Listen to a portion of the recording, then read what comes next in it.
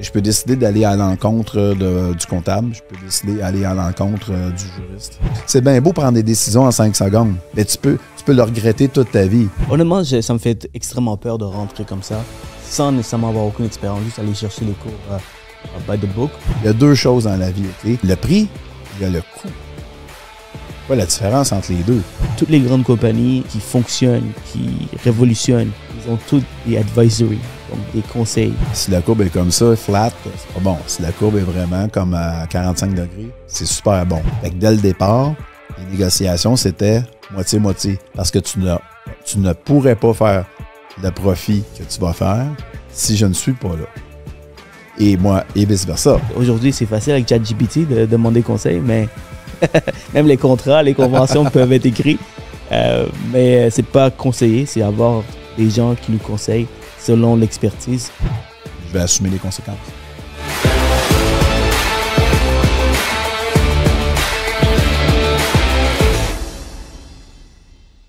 All right! Mon premier podcast dans mes nouveaux bureaux. Yes. Guy, c'était tout un plaisir de t'avoir ici.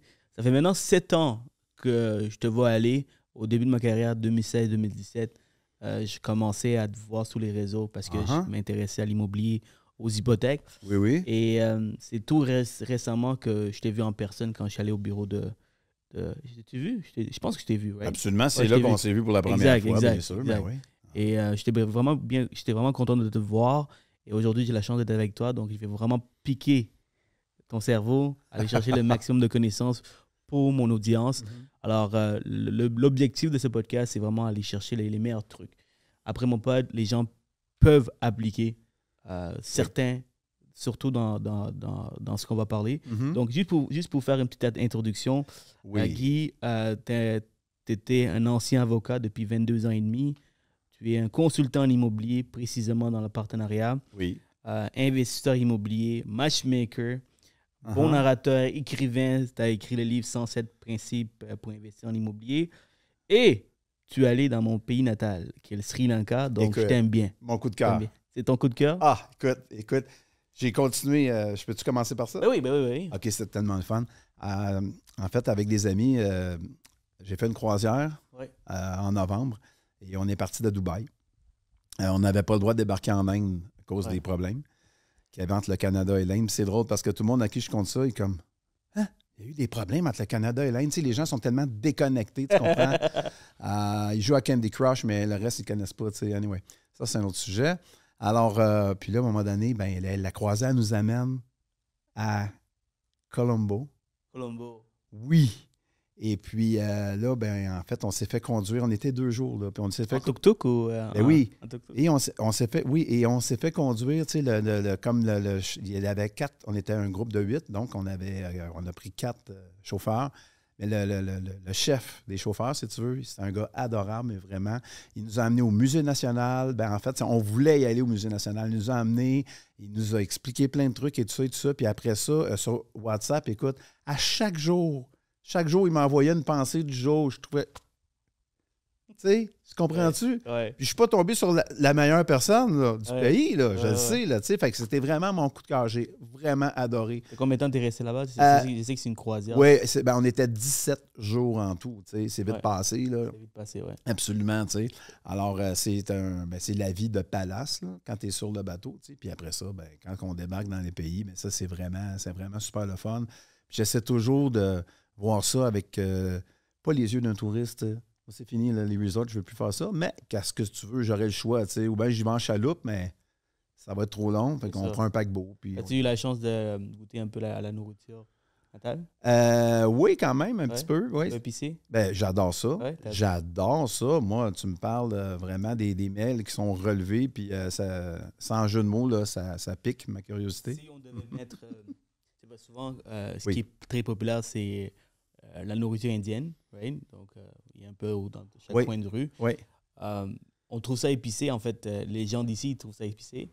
Mais Sri Lanka, c'est un autre niveau. Oui, c'est ça. Mais la vraie de vrai, c'est que ce qui arrive, c'est qu'une anecdote comme ça, il y a plusieurs années, party de Noël, la grand-mère décide de faire quelque chose de hou. Elle dit, bon là, on va faire un tour du monde. Tout le monde a porté comme un potluck. Tout le monde amène ses trucs. faites amener des mets de différents pays. Ouais. Là, ils nous en donnent un. Moi, c'était mets thaïlandais. Alors, je fais la vraie de vraie recette. Écoute, les gens, si tu es là, 911, 911, parce qu'on a la tendance ici, puis pas juste ici, là, on dit, ben non, on ne fera pas la vraie recette. Tout le monde va cracher le feu, ou tout le monde va, tu comprends? On coupe, hein? C'est comme, c'est pas la vraie affaire. Moi, regarde, Real McCoy or nothing, là, on y va pour la vraie, tu sais. Amazing. Ouais. Amazing. Ouais, écoute, si on a la chance de se retrouver c'est ça, être encore. curieux.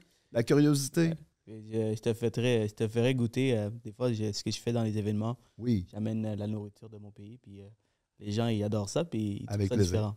Donc, si on aura avec une plaisir. chance Ben dans le futur, je cherche mes mots. Absolument. Guy, donc, rentrons dans le vif du sujet. Oui. Donc, ta spécialisation, ta spécialité, tu es un consultant pour les investisseurs qui cherchent des partenaires. Right? Oui, en fait, c'est ça. Depuis 2010, où je suis passé à l'immobilier à plein temps, en fait, j'ai développé par la force des choses et puis par un transfert de compétences et de connaissances, j'ai transféré, en fait, tout ce que je savais faire vers les investisseurs immobiliers pour les aider à faire des partenariats gagnants, fondés sur les bonnes raisons. On pourra en parler tantôt. Bien sûr. C'est ça, exactement. Donc, c'est ma spécialité, si tu veux. C'est ça pourquoi je suis reconnu. L'autre affaire aussi, je trouve que c'est important dans la vie d'avoir des réflexes. Parce que souvent, il n'y a rien de pire que d'avoir une double ignorance. Tu sais, Siroujan, la double ignorance, c'est j'ignore que je ne le sais pas. Et ça, c'est la pire affaire. Là, tu peux t'en faire passer. Là, tu peux te faire abuser financièrement, tu sais. Donc, c'est important et c'est toujours ce que je dis, ma mission, là, mon humble mission, c'est quoi? C'est de donner des réflexes de connaissances juridiques au plus grand nombre de personnes possible. Après ça, mettons qu'il t'arrive quelque chose, tu fais face à une situation, puis là, moi, ma paye, ça serait d'entendre, d'être un petit oiseau, là, puis d'entendre « Ah oui, c'est vrai, j'ai entendu ça dans une conférence de Guy Bergeron, dans un podcast, dans un post ou dans quoi que ce soit, ou j'ai lu ça dans son livre. » Et ça, je pense que si j'ai pu aider, je sais que j'ai aidé beaucoup de personnes, on va se le dire, là, mais ça fait vraiment partie de mes valeurs. C'est de transmettre, je viens d'une famille de professeurs, c'est de transmettre au plus grand nombre de personnes possible, le plus grand nombre de connaissances possible. Ce que j'aime de ce que tu t'enseignes, c'est quelque chose qui est primordial, c'est quelque chose qui est important. Oui. Aujourd'hui, après 7 ans de carrière, je peux dire que la majorité des clients que j'ai qui sont investisseurs, quand tu commences à comprendre un peu tous leurs investissements qu'ils ont, ils ont tous réussi grâce au partenariat. J'ai jamais vu une personne qui a 200, 300, 400 portes en étant toute seule. Il y en a, c'est des exceptions rares. Exceptions rares. Tout à fait. Et imaginez à quel point cette personne aurait pu avancer s'il est capable de faire, il est capable d'accumuler 500 portes toute seule. Oui. C'est avec quelqu'un qui a d'autres capacités. Oui. Une des choses que tu expliques, que j'ai fait mes recherches, c'est que les partenaires, tu cherches des partenaires qui viennent t'accomplir. Te compléter. T'es complété, exactement. Oui, exactement. absolument. Right? Parce que tu n'as pas nécessairement toutes les connaissances. Si tu savais tout, tu ne serais pas où ce que tu es actuellement. Non, exactement. Puis une remarque sur les exceptions dont tu parles. Les personnes qui ont des centaines de portes, toutes seules, souvent sont des personnes qui auraient été dysfonctionnelles dans le cadre d'un partenariat parce qu'elles sont des êtres détestables, parce qu'ils sont des gens de qui tu veux t'éloigner, parce que ce sont des personnes toxiques. OK? Puis, même s'ils rencontrent la meilleure personne au monde, c'est tout ce qui va arriver. Ils vont brûler cette personne-là. Fait que c'est mieux comme ça. La vie est bien faite. Ça. La vie est bien faite. C'est vrai, ça. C'est vrai. Si tu poses, faut reconnaître ça. Poses des questions. Pourquoi, après 20, 30, 40 ans, le mec n'a jamais collaboré avec un autre individu pour s'enrichir, pour donner une certaine partie de son avoir de profit à un autre? Oui. Il a comblé ses besoins, puis parmi ces besoins-là, c'était le besoin de tout contrôler. Le besoin d'être vraiment, tu sais, un peu comme Scarface à la fin du film. Là, il est on top, mais il est rendu seul. La personne, elle est bien là-dedans, puis c'est correct. Moi, je suis en faveur du bonheur des personnes. Fait que, si cette personne était pas capable de faire confiance, et souvent, tu sais, le voleur a peur de se faire voler, le fraudeur a peur de se faire frauder, n'est-ce pas? Oui. Je ne l'invente pas, hein? Oui. C'est une observation sociale. Donc, bien souvent, les gens qui vont monter même un empire immobilier, mais tout seul, les exceptions dont on a parlé tantôt, puis je termine là-dessus, psychologiquement, sont des personnes qui ont peut-être un petit côté. Je ne connais pas le livre, le fameux DSM. Je prétends aucune connaissance, quoi que ce soit, mais par observation, ce sont souvent des personnes qui ont des traits de caractère qui sont assez spéciaux. Merci. Puis c'est correct. Je l'ai dit tantôt, il ne faut pas le répéter, mais retenez une chose, OK? Si vous rencontrez quelqu'un sur votre chemin qui fait partie des exceptions que l'on vient de décrire, méfiez-vous. You better beware. S'il a 15-20 ans d'expérience, il a 500, 200, 300 portes, il est tout seul, il a tout bâti. Mais oui, c'est ça. Essayez pas de le convaincre. Il a accepté que c'est la manière qu'il veut fonctionner. Exactement. Ceci dit, vous pouvez avoir beaucoup de plaisir avec cette personne-là, cette exception-là, sur plein d'autres bases. Mais quand ça vient là... Flattez-le, complimentez-le, il va vous adorer. C'est ça. Faites comme Forrest Gump. Run. Run. Et encore, avant de sortir de cette conversation, si tu regardes les numéros 1, là, comme Amazon, Jeff Bezos, Steve Jobs, tous ces gens-là, ils ont un numéro 2, numéro 3, puis qui sont des multimilliardaires. On en parle moins de ces gens-là, mais ceux qui ont bâti des grandes fortunes, des très grandes fortunes, ils ont des numéros 2, ils ont des numéros 3. Regarde Warren Buffett, Charlie Munger, qu'on dit. Lui, Warren Buffett, je le connais bien, mais non. Mais voilà. Mais lui, c'est son éminence grise derrière lui. Ouais, hein? Et puis, voilà. Même chose chez Apple. Et ça me fait penser, est-ce que tu connais les 48 lois du pouvoir, de 48 Laws of Power? Je connais plusieurs des lois, oui. Bon, ben il y en a une qui est très, très importante là-dedans. C'est celle que ça dit don't or never outshine the master. C'est pour ça que le numéro 2 doit garder sa place de numéro 2. Parce que s'il essaie de compétitionner avec le numéro 1, c'est sûr qu'il va se faire éjecter comme... Puis il y a certains individus qui sont comme ça marche. Puis tu as complètement raison. Puis certains individus sont bien être numéro 2. Parce qu'il y a numéro 2, si tu regardes Steve Jobs, qui est la personne numéro 2, j'ai oublié son nom de famille, il s'appelle Steve quelque chose. Il était le propriétaire. Ça commence par W? Non, ça c'est pour Apple. Oui, Apple, OK. Le petit gros, là. Oui. Je pense qu'il est russe. Je pense qu'il y a un nom russe. Oui. Moi, je parle de Bill Gates, Microsoft. Oui. Lui aussi, il s'appelle Steve. Il est l'ancien ou actuellement, il est encore propriétaire de Los Angeles Clippers. C'est multimilliardaire. Mais c'est le numéro 2. Puis il est bien en étant numéro 2.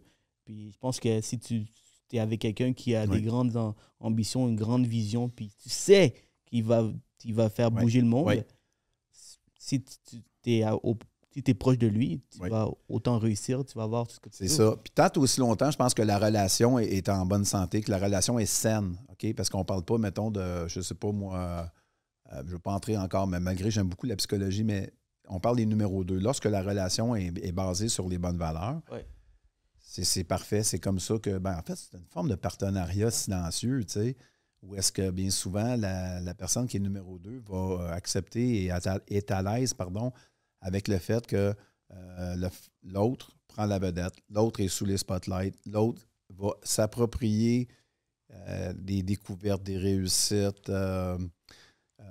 Exemple, cette année, l'action a augmenté de 50 quoi que ce soit. C'est grâce à qui? Ah, c'est grâce à... Non, c'est grâce au numéro 2, tu sais. Souvent, les numéros 2, c'est des entrepreneurs. Oui, donc, ils sont capables tout à fait. d'orchestrer une compagnie au complet. Tandis que le numéro 1, lui, est plus devant. Il va projeter, il va aller chercher l'attention médiatique. Tout à fait. Ça voudrait donc dire qu'une des règles du succès, c'est de savoir s'entourer d'une personne qui ne va pas tenter de nous faire de l'ombre et ne va pas tenter de prendre notre place. On parlait de complémentarité tantôt, en fait, sur Roujan. C'est ça au niveau du partenariat, soit formel ou informel. Le fait de se compléter. dans la vie, que ce soit peut-être la vie amoureuse, la vie affaires, la vie sociale.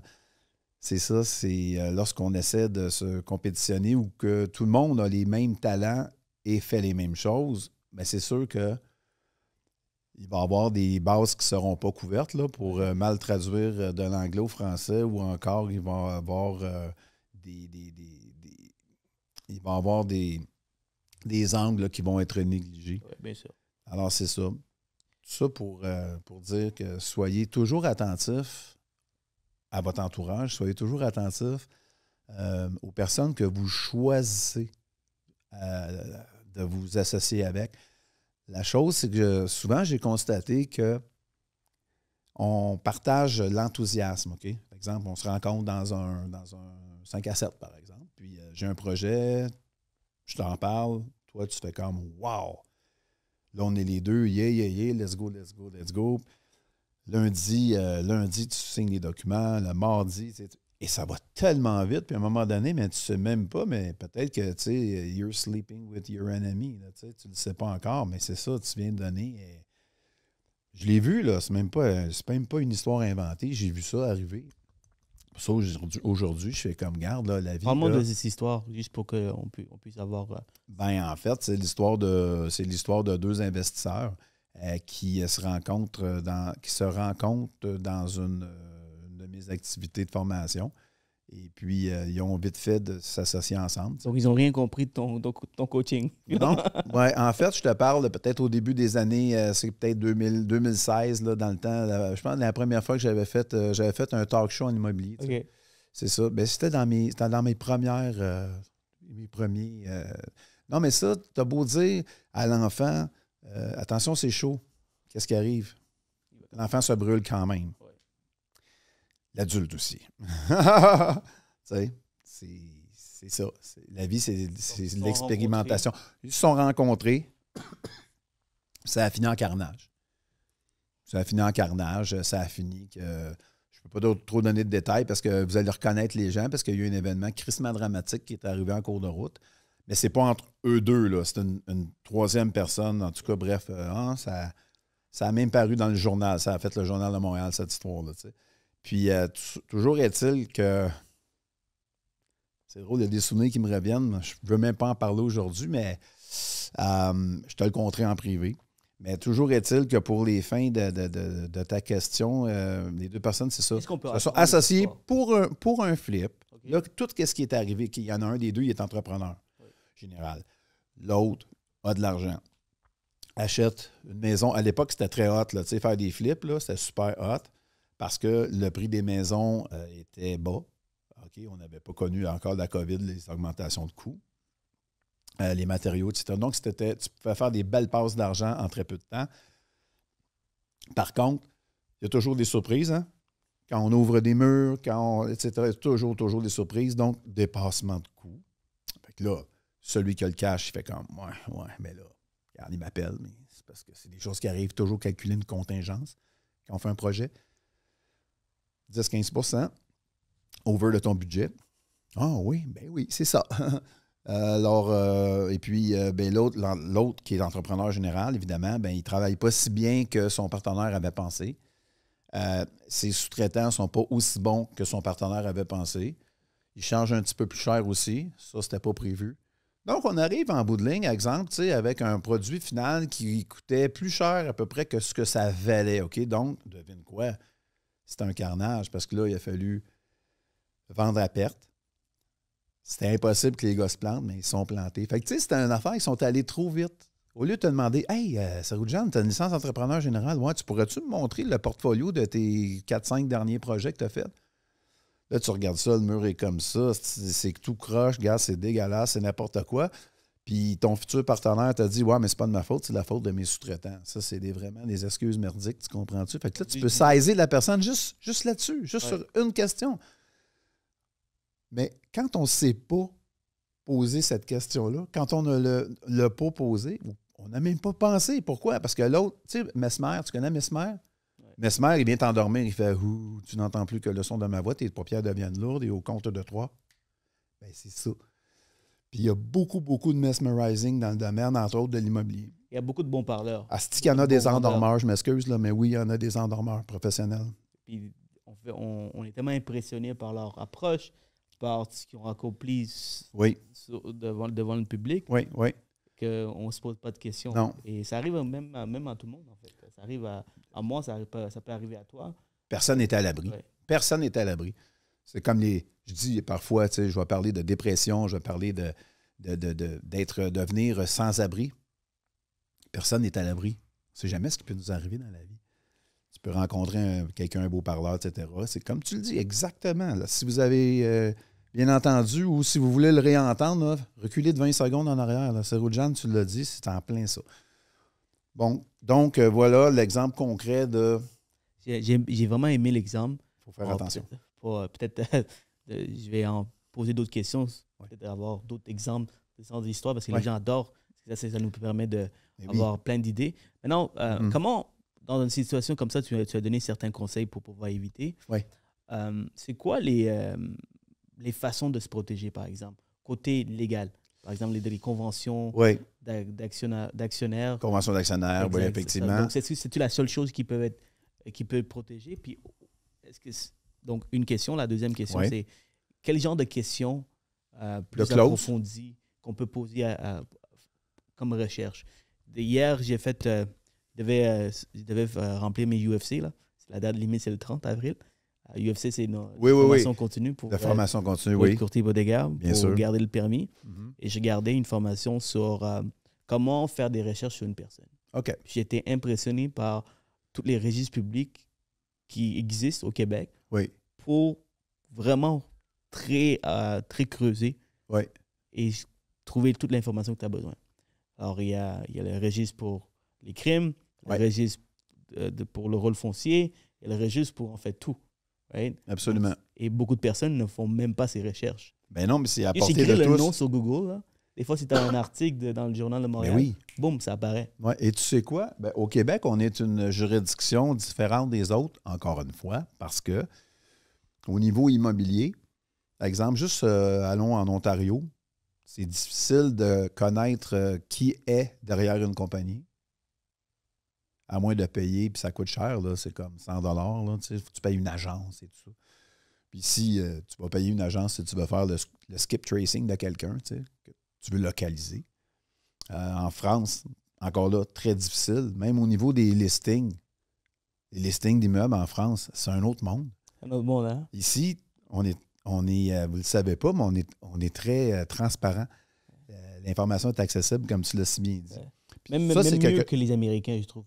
Et j'allais finir avec, c'est exactement ce qui se passe, l'équivalent aux États-Unis, effectivement. Donc, c'est très opaque. Alors qu'il ne faut pas que tu te fies sur tes recherches quand tu veux faire affaire avec quelqu'un là-bas. Donc, les recherches, oui. Ça, c'est un excellent point de départ. Et je pense que on dit actions speak louder than words. Pose la question sur les projets antérieurs. Informe-toi un petit peu. Tu peux bien regarder le Facebook, mais regarde, on montre ce que l'on veut montrer. Instagram, c'est pareil. C'est comme, regarde, ça vaut rien. C'est important de se fier aussi à son instinct, la petite voix intérieure. Très important. Je pense que tout être humain devrait développer son côté intuitif. Puis ça vient avec le temps, les années. Ça vient avec la pratique aussi, de faire confiance à son instinct. On a souvent trop tendance à être seulement que cérébral. On y va avec la tête. Il faut aller avec le cœur. Il faut qu'il y ait une connexion tête et cœur. Après ça, tu vas mettre la main dans ta poche pour sortir l'argent. Le parfait exemple que je peux donner, c'est quand tu rencontres une personne, peu importe la personnalité, il y a quelque chose qui dit que tu ne fitteras pas avec cette personne. Tu rencontres une personne qui... Hein? Ouais, tu sais que tu ne pourras pas boire un verre avec cette personne parce que le gars, il parle juste de lui, puis il ne s'intéresse pas à toi. Et des trucs comme ça qui te donnent une certaine intuition en disant, you know what, vaut mieux juste arrêter au 5 à 7. Exactement. Alors, la même intuition pourrait se développer, pourrait être transmise ailleurs dans d'autres recherches comme l'immobilier. Oui, mais je reprends. En plus, ce qui est important aussi, c'est parce qu'on est fait d'énergie, on est des champs magnétiques, c'est important. Tu sais, quand il y a un terme, on dit les atomes crochus. OK, on va y aller. J'adore avec notre conversation que j'apprends beaucoup avec toi. Les atomes crochus, ils seraient comme ça, puis là, ils vont se hook ensemble, tu comprends? Parfois, ils vont se repousser. C'est important, comme tu l'as si bien dit, l'exemple que tu donnais dans ma tête, c'était je ne suis pas attiré par la personne. Il y a quelque chose qui me dit que stay away. Vas-y pas. C'est l'expérience de toute notre vie, en fait. Exactement. L'intuition, c'est super important à développer. On en a tous une. Les gens, c'est comme le charisme. Hein? Le charisme se développe. Tu viens pas au monde avec du charisme. Tu le développes. On peut éteindre ton charisme, ça par l'éducation, la maltraitance, l'intimidation et ces choses-là. Mais quelque part, ça se développe assez facilement. Pour que tu ailles ta lumière. Ça a l'air très, très flyé, ce que je raconte là, mais c'est super important parce que c'est comme ça qu'on devient des créateurs. Parce qu'on crée notre vie, hein? On n'est pas des victimes de la vie, là. On l'a créé, notre vie. Regarde, ici, ce matin. Je te remercie encore pour l'invitation. J'adore ça. Habituellement, je suis dans l'autre chaise, tu sais. Mais j'adore ça parce que ça donne lieu à des beaux échanges pour inspirer, tu sais, les gens. Parce que le monde, ils font comme moi. Parce que la vie, là, pour moi, là, c'est une question de point de vue. Tu as vu le film? Je pense que c'est ça le titre, point de vue. C'est que la même scène est filmée par des caméras différentes où est-ce qu'on voit des choses différentes, mais de la même réalité. Wow, c'est un film américain? Oui. Comment tu te places par rapport à quelque chose? T'sais? J'avais fait un cours de médiation civile et commerciale.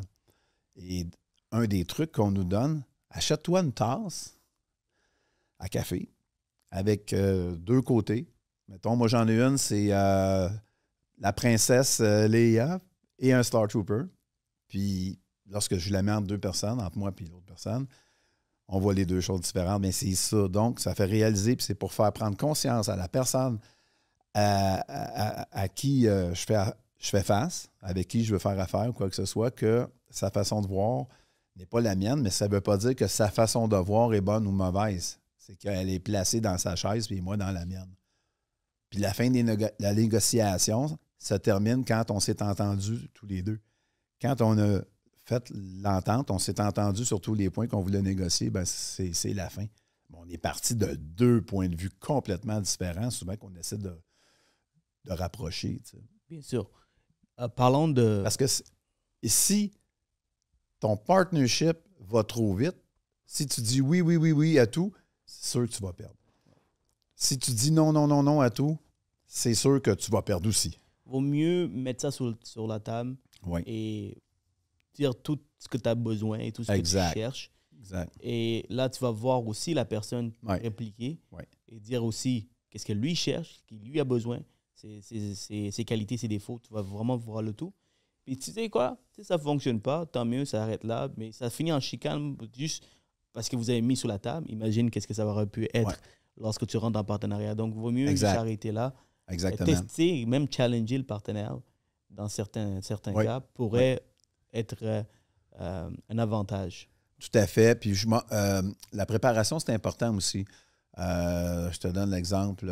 Moi, un partenariat idéal pour moi, c'est le partenariat que je vais faire avec une personne sans avoir un deal déjà sur la table. Parce que quand le deal est là sur la table, il y a une pression. La pression, c'est il faut vraiment le signer là, sinon on va le perdre. Puis quand tu le fais trop vite, ça se peut que tu ne le fasses pas de la bonne façon. Donc, on fait le partnership, on fait qu'on se prépare. Comme les coureurs, là, on est sur les starting blocks puis on attend le pistolet de départ. Parle-moi de ça. C'est un très bon conseil. Ouais. Comment on prépare? Comment on se prépare? OK. Exemple, une fois qu'on s'est entendu sur qu'est-ce que l'on veut mutuellement, qu'est-ce qu'on amène comme skin in the game. Tu peux avoir, exemple, un professionnel vraiment qui a beaucoup de revenus absolument aucune connaissance. Et lui, ce qu'il veut, c'est que il veut du concret dans sa vie, puis il veut passer de professionnel à investisseur immobilier. Et pour ça, il a besoin de quelqu'un. Et le quelqu'un, c'est la personne qui a des connaissances. Donc, c'est la personne qui a, évidemment, qui sait calculer, qui sait gérer et qui sait quoi faire une fois qu'on a mis la main sur un immeuble. Donc, ça peut faire une belle équipe. Ce que je conseille à ces gens-là, c'est, regardez, faites votre partenariat tout de suite. Donc, ça implique, OK, créer votre société par action, une compagnie qu'on appelait anciennement. On va tout de suite, négocier et signer une convention entre les actionnaires. Ça, c'est très important. Petite parenthèse, j'ai vu un cas il y a quelques années, des gens très connus dans le domaine, être associés sans avoir une convention d'actionnaires signée. Et c'était, encore une fois, j'aime le mot, un carnage. Un asti de carnage.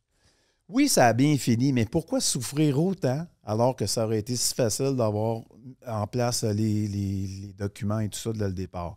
Donc, parce qu'on voulait peut-être en parler du côté technique aussi. Oui. Qu'est-ce qu'on peut faire? Différentes façons de faire. On peut y aller avec la façon classique, c'est-à-dire société par action, une fameuse compagnie, où est-ce que chacun des partenaires soit va amener sa science, son savoir et ou son argent, ou sa capacité d'emprunt. Et si tu devais, entre parenthèses, si tu devais mettre un pourcentage, les pourcentages, comment qu'on définit les pourcentages? OK. Right? Donc, je vais donner mon exemple à moi. Un apporteur d'affaires, quelqu'un qui est sur le terrain, un investisseur, les parts ne sont pas égales. Right? C'est-à-dire que pour moi, un apporteur d'affaires, ce n'est pas lui qui prend à 50%. C'est lui, il a trouvé le deal. 5, 10, 15, si tu demandes plus, mais ça arrête là. L'investisseur et le gars sur le terrain, c'est eux qui doivent aller chercher le plus grand part. Et maintenant, après ça, c'est de voir est-ce que tu amènes des connaissances, est-ce que tu vas impliquer, si tu es un investisseur ou tu fais juste amener de l'argent. Pour toi, c'est quoi les pourcentages qui sont bien corrects, bien normaux? Y a-tu un genre de système, des choses qui ne sont pas nécessairement dites, mais qui se font habituellement? Écoute, on mérite la négociation, en fait, c'est le résultat de ce que l'on a demandé. Il n'y a pas de règle. La règle, c'est qu'il n'y a pas de règle, à mon humble avis. J'ai vu à l'époque, on parlait des flips, là, tout à l'heure, où c'était très populaire. Alors souvent, tu avais celui qui apporte le deal et la personne qui finance le deal 100% plus le coût des rénovations. J'ai vu souvent des moitié-moitié. Entre l'apporteur et le... Yes. Et c'est quoi la logique derrière? La logique, c'est que l'investisseur, celui qui amène le cash au complet, parce qu'il y a un rendement en bout de ligne, là. Je te donne un exemple. Là. À l'époque, on va faire des chiffrons. Tu achetais une maison à 200 000, tu mettais 100 000, tu revendais 500, chacun 100 000. Parce que la personne qui a mis son... Et là, on parle peut-être en 6 mois. Là. Qui fait 100 000 en 6 mois? À moins d'être un Shylock, tu sais. OK? C'est que ça, c'est sur cette base-là. C'est toujours une question de risque. Question de... Parce que, tu sais, les mathématiques, là, tu as le rendement, là, tu sais, le temps. Donc, c'est une courbe. Combien je vais aller chercher en combien de temps? Si la courbe est comme ça, flat, c'est pas bon. Si la courbe est vraiment comme à 45 degrés, c'est super bon. Fait que dès le départ, les négociations, c'était moitié-moitié. Parce que tu ne pourrais pas faire le profit que tu vas faire si je ne suis pas là. Et moi, et vice-versa. Si tu n'es pas là avec ton argent, j'ai beau avoir le meilleur deal, c'est comme avoir un produit et ne pas avoir accès au marché. Ça vaut rien. Si je n'ai pas accès au market, même si j'ai le plus beau produit du monde. Moi, je suis un gars de nuance. Donc, mes réponses sont toujours longues. Puis c'est ça que j'ai fait pendant des années et je le fais encore. les gens, des fois, ils se disent « c'est trop long. » Non, non, non, non, regarde. Écoute-moi, là, parce que jusqu'à la fin, c'est important. Parce que c'est ça le processus décisionnel. C'est bien beau prendre des décisions en 5 secondes. Mais tu peux le regretter toute ta vie. J'entendais quelqu'un récemment dire « Il y a 2 choses dans la vie, OK? Il y a le prix et il y a le coût. » C'est quoi la différence entre les deux? Le prix, c'est ce que je paye maintenant. Le coût, c'est ce que je vais peut-être payer pendant longtemps. Exemple, j'achète une perceuse, là, une drill, par exemple. Je la paye 49,95, OK? Elle va me durer combien de temps? Je vais regretter après ça d'en avoir acheté une pas chère parce qu'il faut que je la rachète une autre, puis une autre, puis une autre. Qui est-ce dans sa vie peut dire hey, « Moi, je n'ai pas de regret. Là. Ça ne m'est jamais arrivé une affaire comme tu dis, Guy. » Personne ne peut dire ça. Ça nous est tous arrivé. T'sais? Puis souvent, on le disait, mettons que j'étais avec Nicolas Ray ou d'autres personnes. T'sais. La meilleure façon de perdre 100 000 $, c'est quoi? C'est d'essayer de sauver 1000, 1500, 2000. Il faut avoir les moyens pour acheter des affaires cheap, pour prendre des décisions rapides qui sont basées sur rien. Là. Même pas sur ton intuition en plus. Là, tu comprends? Fait que, tu sais, dans le fond, il faut toujours y aller, être bien entouré. On ne le dira jamais assez. C'est un peu cheesy, mais c'est encore vrai. Il faut être bien entouré. Mais bien entouré, il faut quand même, les entrepreneurs, puis tu sais, vous le savez, puis sinon, je vous le répète à nouveau, c'est que, exemple, tu as le côté comptable, tu as le côté juridique, mais toi, la décision t'appartient à toi. Fait que tu écoutes les deux, tu dis, OK, est-ce que les chiffres font du sens? Est-ce que le côté légal fait du sens? Mais moi, qu'est-ce que moi, je veux décider? Je peux décider d'aller à l'encontre du comptable. Je peux décider d'aller à l'encontre du juriste. Je vais assumer les conséquences. Il y a différentes... donc, on disait la société par action. C'est une première forme d'association. On pourrait aussi penser à la société en commandite, la fameuse SEC. Où est-ce que pour faire le mapping, tu as le commandité et en dessous, tu as les commanditaires okay, qui vont être souvent, l'exemple typique que j'aime prendre, c'est encore une fois mon fameux professionnel de la santé qui passe ses journées à pratiquer sa profession, mais pas vraiment le temps pour faire d'autres choses. Lui, c'est un bon candidat à être commanditaire. Pourquoi? On le voit, ça arrive moins souvent en immobilier, mais lorsque la personne met de l'argent comme commanditaire, sa responsabilité est limitée à ce qu'il apporte. Par exemple, il met 1 million, c'est limité à 1 million, on ne peut pas perdre plus. S'il perd de l'argent, OK, la fiscalité fait en sorte qu'il peut appliquer ses pertes sur d'autres revenus, puis même il peut reporter ces pertes-là sur des revenus des années antérieures. Okay? Je ne suis pas fiscaliste, là, vous vérifierez. Ça, c'est un bel exemple. Évidemment, on ne met pas de l'argent on ne met pas de l'argent dans l'espoir d'en perdre. On ne s'associe pas avec quelqu'un dans l'espoir de se faire planter. On ne fait pas un flip juste pour apprendre. La prochaine fois, je ferai de l'argent. Non, non, non, non. Mais si ça arrive, la société en commandite, c'est très bien pour ça. Les plus grands projets immobiliers, entre autres au Québec ou à Toronto, un peu partout, en Amérique du Nord, ont toujours été faits sur des sociétés en commandite. Le plus bel exemple à Montréal, qui est un vieil exemple, c'est la place Ville-Marie. Ça a été fait... Avec une société en commandite par un promoteur new-yorkais. Finalement, il a fait de l'argent, j'imagine? Ben oui, il a fait de l'argent. Ben oui, il a fait de l'argent. Puis il a fait de l'argent. Ah, petite anecdote là-dessus, d'ailleurs. Vas-y, j'adore ça, les histoires. Montréal, 1961. Hey, bon, plusieurs talents. C'est ça, exact. Sur le boulevard René Lévesque, qui s'appelle Dorchester à l'époque. Il y a la tour de la CIBC, le siège social. Il vient juste d'être terminé, okay, au coin de Peel et de Dorchester.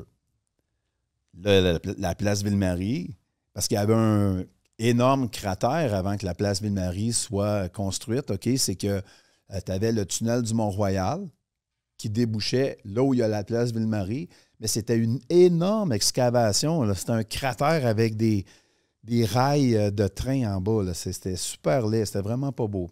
Donc, arrive le promoteur new-yorkais. Il fait comme, bon, OK, on va construire la tour ici.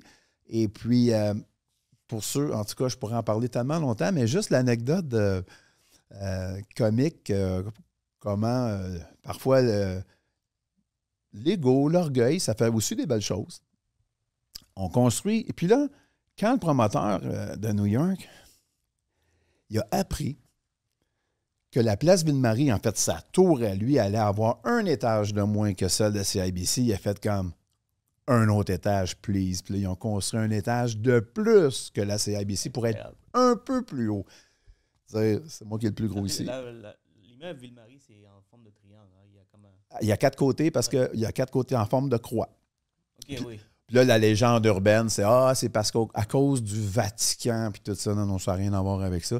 C'était pour donner le plus de surface de bureaux, en fait, possible. Des bureaux avec le plus de lumière, pour justement attirer des locataires, des locataires de qualité avec des gros, en fait, c'est des gros noms qui sont là. C'est des étages complets pour avoir des bureaux de fenêtres, parce que normalement, c'est un immeuble à 4 coins, il y a juste 4 bureaux de coin. Habituellement, les bureaux de coin sont réservés, disons, aux CEO, ces choses-là. Place Ville-Marie permettait d'avoir beaucoup, beaucoup de bureaux de coin sans être dans les coins nécessairement. T'sais. Et puis, c'est là aussi que SNC-Lavalin, qui ne s'appelait pas comme ça à l'époque, mais l'ingénierie québécoise, qui après ça a rayonné à travers le monde pendant des dizaines d'années, s'est développé beaucoup. Quand on a construit la place Ville-Marie, vous savez que qu'est-ce qui assure, je ne vais pas trop entrer dans les détails, mais qu'est-ce qui assure la flexibilité et la rigidité d'un édifice en hauteur? C'est la cage d'ascenseur. Une cage d'ascenseur, c'est en béton armé habituellement, surtout dans ces hauteurs-là. Et ça fait que c'est ce qui va assurer que il va y avoir la rigidité de la tour. Et aussi, il y a des espèces de ressorts comme des coil springs là, géants qui vont réduire le flex de ta tour parce que la tour elle flex tout le temps. Puis un des ingénieurs racontait que quand ils étaient rendus à l'étage, je ne sais pas quoi, mettons 30, quoi que ce soit, là, ils ont fait comme « Oh shit, c'est pas assez solide notre affaire ». Puis ils ont renforcé les cages. L'ingénierie, c'est quoi? C'est un peu comme le droit, puis c'est un peu comme le reste de la vie, c'est basé sur l'expérience. Là, ils ont refait des calculs, puis ils l'ont refait plus rigide, puis ils l'ont refait plus forte, puis ils l'ont refait plus... finalement, c'est à l'image de tout le reste de la vie. T'sais. Quand il nous arrive quelque chose, il faut s'ajuster, l'art de s'ajuster. Construction, c'est l'art de s'ajuster. Aller chercher des prêts, on en parlait tantôt avant d'entrer, disons, en tournage. Là, toi, tu vas transformer la vie des gens parce que les gens ils viennent te voir. Je me suis fait dire non partout. Puis toi, tu vas changer ce non-là qu'ils ont eu partout en un oui parce que tu as un autre. On parlait des angles de vue tantôt. Là. Mon fameux film. Là. Quand les banques disent non, j'ai dit oui. Effectivement. Exactement. Ça, c'est un bon slogan. C'est ça, dans le fond. Souvent, on fait. Tous les humains, on a tendance là, à minimiser l'impact positif qu'on peut avoir dans la vie des autres. Ça. Absolument. Il faut en être conscient de ça, on a le droit. Tu as raison, tu as complètement raison. Je veux aussi parler on a parlé de comment éviter les mauvais partenariats. Les clauses, on a discuté. Mais pas beaucoup, on n'a pas parlé des clauses, je peux t'en parler? Oui, c'est ça. Donc, il y a la clause shotgun, il y a la clause cash call. Pour ça, là. Ouais. La clause assurance partnership. Oui, clause d'entraînement, clause. Donc, j'aimerais ça que tu décortiques toutes ces clauses, s'il vous plaît. Parce que okay. l'objectif, parfait. comme j'ai dit, c'est de donner le maximum de valeur. Donc, premièrement, c'est quoi les clauses qui pourraient protéger dans une situation de carnage, comme tu aimes ça appeler. D'accord. Dans une situation de carnage, rappelez-vous, puis là, c'est un secret pour peut-être personne, un contrat de mariage ou une convention de l'actionnaire, c'est la même chose. C'est l'espèce de parachute que tu as besoin pour faire un atterrissage en douceur lorsque viendra le moment de sauter en bas de l'avion. Donc, les clauses importantes, c'est toujours parce que tant que ça va bien, comme disait Bob dans Les Boys, tant que ça va bien, ça va bien. Mais quand ça se met à mal aller, là, on a besoin et c'est le document de référence. D'où l'importance de le signer, pas arriver à la chicane, mais bien avant. Clause importante. Donc, devant la préparation. Exactement. Clause très importante, OK? Ben, en fait, comment ça peut se terminer un partnership? La personne, le partenaire, on va prendre juste là, le cas où tu as deux personnes. Je veux me retirer. L'autre veut me racheter. Malheureusement, un des deux arrive un accident fatal ou une invalidité prolongée qui fait que le partenaire ne peut plus jouer son rôle. Donc, on a besoin pour tout ça, exemple, d'un mécanisme qui va prévoir qu'est-ce qui arrive en cas de, je ne sais pas, un des deux ne fait pas son travail.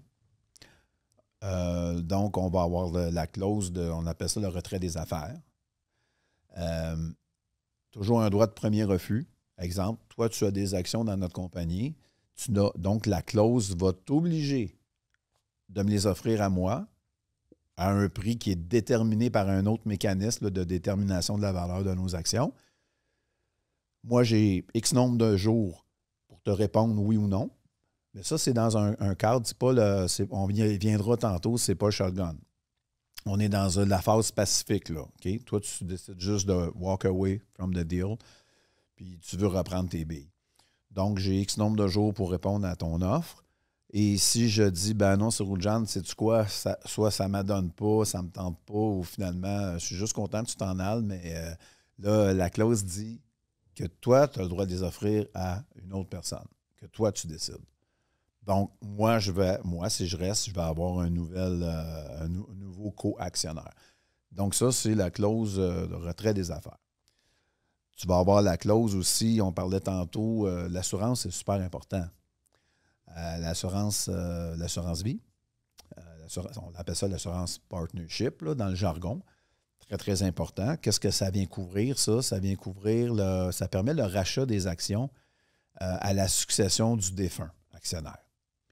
Parce que, exemple, on s'est monté un parc, il m'arrive un incident fatal, on n'avait pas d'assurance vie, partnership.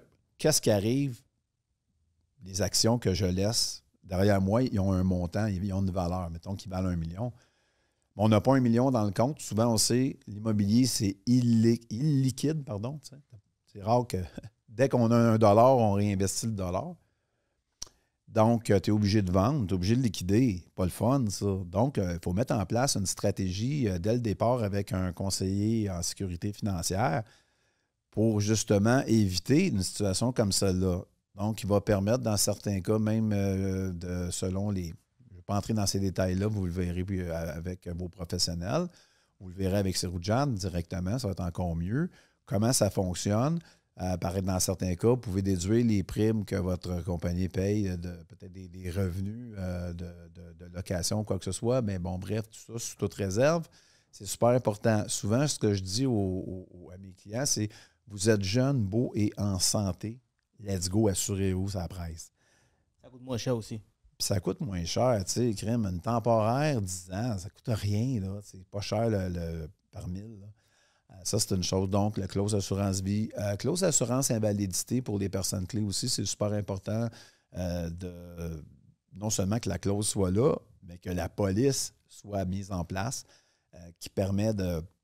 Parce que dans la clause de retrait des affaires, ça dit dans la plupart des conventions, l'actionnaire qui est empêché d'accomplir mettons, ses activités ou ses tâches à l'intérieur du partenariat pendant, mettons, 18 mois, 12 mois, 24 mois, peu importe.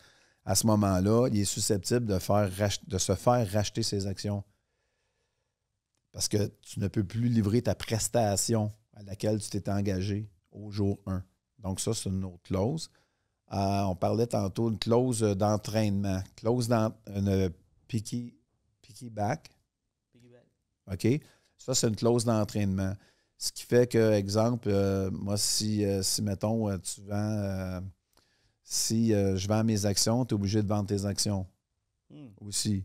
La clause... Pourquoi tu ferais cela? Mettons que moi, j'ai envie de vendre mes actions parce que j'ai plus envie d'être dedans. Oui. Mais toi, tu veux garder la compagnie. Bien, je vais te dire pourquoi. Parce que si toi, mettons, là, OK, en fait, ma compréhension, de ça, la façon que je trouve que c'est utile, c'est que si les pourcentages sont inégaux, mettons, on serait 80-20, là. OK. Fait que si toi, tu veux m'offrir tes actions, hey, shit, je ne l'ai pas le million, mais je veux pas personne d'autre que toi comme partenaire. Donc, si j'ai la clause d'entraînement dans la convention, si je te dis non, malheureusement, je peux pas, je veux pas ou quoi que ce soit, toi, tu les offres à une troisième personne. La clause d'entraînement va faire que la troisième personne est obligée d'acheter mes actions aussi au même prix, tu comprends? Comme ça, on liquide nos actions tous les deux. On la compagnie. Et voilà. Fait que là, tu m'as rendu service parce que je connais pas la troisième. Moi, j'ai dit que Guy a été un bon explicateur, bon enseignant. Merci. On comprend tout. Là, c'est pas mal ça, finalement. Il y a aussi... j'allais oublier une petite dernière affaire en 30 secondes. Assurez-vous d'avoir en annexe de la convention d'actionnaire une liste des tâches, une liste détaillée des tâches. Qui fait quoi? Une définition de tâche. Ça paraît comme si c'était un travail. Parce qu'on est des immopreneurs. Un immopreneur, c'est quoi? C'est quelqu'un qui a décidé de faire de son quotidien un travail à temps plein dans l'immobilier. Donc, ça veut dire que si vous êtes CEO de votre compagnie, bien, qu'est-ce que ça fait dans la vie? Si vous êtes le concierge de votre compagnie, ça fait quoi dans la vie? Absolument. Puis je pense que ça, tu devrais même mettre ça à l'écrit, faire signer toutes les parties, parce qu'il y a des fois, on a tendance à oublier. Ben oui. Hein? Puis c'est un bel exercice. C'est le fun parce que ça nous met, je trouve que c'est de la visualisation de faire ça. Absolument. Et il y a aussi, t'as-tu parlé du cash call et du shotgun? Shotgun, tu voulais oui, cash call. La clause cash call, en fait, ça va être, moi j'appelle ça de passer le chapeau. Donc, tantôt, mon exemple, le cash call, ça serait dans le cadre d'un flip immobilier, par exemple. On a une surprise, on a une contingence, on n'a pas les sous parce que, bon, on a emprunté, mais juste assez. Le cash call va faire comme, ben là, s'il manque de l'argent, les actionnaires, dans la proportion du nombre d'actions qu'ils détiennent, doivent contribuer. Si un de ces actionnaires ne peut pas, parce qu'il n'a pas le cash, son co-actionnaire peut le faire. Et la clause cash call a toujours une provision qui dit si je t'avance de l'argent parce que tu ne l'as pas, je te charge de l'intérêt. Et on met l'intérêt qu'on veut, 8, 10, 12, peu importe, % annuel. C'est comme ça, là, la clause cash call. Et shotgun? Shotgun. J'aime bien le mot. La clause la plus dangereuse à mettre. Ah oui? Bien, surtout pour les actionnaires minoritaires, parce que là, il peut y avoir de l'oppression qui s'installe. C'est comme tu mets la. Mais oui, parce que tu trouves à dire aux petits ben, je veux te sortir, je vais t'offrir des peanuts, ou je veux te sortir, je t'offre tant. Puis toi, tu es obligé de me racheter. Fait que tu peux te faire jouer aussi. Si tu voles au bord, l'autre, il fait comme ha, parce que j'ai X nombre de jours pour trouver le financement. Mais beaucoup de clauses shotgun vont avoir une obligation de démontrer que tu as l'argent que tu offres à ton co-actionnaire pour le racheter agressivement. C'est quoi l'avantage d'un shotgun? Dans quel moment c'est important de mettre une clause shotgun? Ben moi, je dis que c'est une façon expéditive de sortir un actionnaire. Jamais je le recommande lorsque c'est pas égal. T'sais, dans le cas de 50-50 ou un tiers, ça va. 50-50, ça va. Mais je recommanderais à personne qui serait, mettons, 49-51 d'accepter un shotgun parce que c'est presque écrit que tu as un contrat sur ta tête. C'est ça, ça revient, tu sais. T'as le gun sur ta tête. Ah oui, c'est sûr, c'est une question de temps, tu sais. Est-ce que ça dit beaucoup sur une personne si quelqu'un te dit « je veux mettre cette clause ». Ben écoute, le monde des affaires, c'est pas toujours facile. On dit qu'en affaires, bien souvent, il n'y a pas d'amis. Donc, tu sais, c'est ça. Ben ça en dit long. Il n'y a rien de malhonnête, là, c'est contractuel. Là. C'est pas un contrat. C'est la loi des parties. Le contrat, c'est quoi? C'est ce que les personnes ont négocié entre elles. Sans aucune pression, sans aucune. Et en ayant eu, parce que souvent, une des dernières clauses dans la convention d'actionnaire, c'est les parties reconnaissent avoir eu l'opportunité de consulter le conseiller juridique de leur choix, et patati et patata, tu sais. Alors, si tu ne l'as pas fait, tough luck. C'est comme acheter sans inspection. Si tu ne l'as pas fait, c'est qui le cave, c'est toi. Donc, voilà. Quand on dit qu'on apprend beaucoup, avec Guy, on apprend vraiment beaucoup. Donc, merci. Puis c'est ça l'objectif. Guys, je répète, après le podcast, vous allez pouvoir avoir une bonne connaissance. Ouais. Et il y a une chose que tu as oublié, Guy. Vas-y, parce que j'en oublie plein là, à mon âge. C'est avoir toute grande compagnie. Parce que j'ai appris des coachings. Souvent, quand je vais aux États, je paye des grandes fortunes pour avoir des meilleurs coachings possibles. Oui. Puis toutes les grandes compagnies qui fonctionnent, qui révolutionnent, ils ont toutes des advisory, donc des conseils, oui. des consultants. Oui. Donc, tu viens en jeu, oui. tu viens aider. Parce que je pense que aujourd'hui, c'est facile avec ChatGPT de demander conseil, mais même les contrats, les conventions peuvent être écrits. Mais c'est pas conseiller, c'est avoir des gens qui nous conseillent selon l'expertise. Et je pense qu'il y a énormément de valeur que tu amènes. Juste, même moi qui est un investisseur. Merci. Et le point de vue est différent pour chaque projet. Et chaque investisseur a des points de vue différents. Puis avoir un médiateur, avoir quelqu'un qui nous conseille, qui nous crée des idées, qui nous donne des idées, ça peut... Il y a un prix à payer, mais t'évites le coût. Ça peut arriver. C'est ça. Ben, comme tu dis si bien, moi, je dirais que c'est un investissement. Et aussi, quand c'est bon d'avoir un choc des idées, parce que c'est là que la lumière arrive. C'est quand les deux idées s'entrechoquent. L'autre chose aussi, super importante, c'est que les gens doivent, puis peut-être le message j'aimerais passer, toujours aller vite, mais en même temps prendre leur temps. Il faut y réfléchir. Il faut que ce soit des décisions réfléchies pour ne pas que le coût soit plus élevé à payer que le prix qu'on a voulu payer au départ, pour reprendre ce que je disais tantôt. Puis c'est sûr qu'il y a des trucs, je pourrais vous en donner beaucoup. Puis peut-être un petit dernier commentaire éditorial que j'aimerais envoyer comme message, s'il nous reste un petit peu de temps, bien entendu. Bien sûr. C'est, je constate ces derniers temps qu'il y a beaucoup de formations, de formateurs, tout ça, parce que les gens, ils veulent vraiment réussir à tout prix. Ils pensent que juste qu'ils vont aller chercher des connaissances, va leur donner l'expérience, va leur donner tous les trucs. Puis souvent, on dit le diable est dans les détails. Je te donne un exemple. Je veux apprendre à construire des multilogements. OK. T'en as-tu fait avant? Non. OK.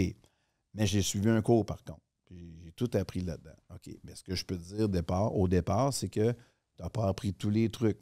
Tu n'as pas appris comment gérer des déboursés avec ta banque, comment tu vas travailler avec l'estimateur en coût.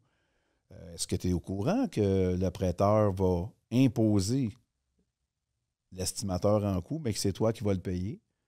Puis il faut que tu sois vraiment gentil avec. Et ensuite de ça, comment on fonctionne avec les sous-traitants?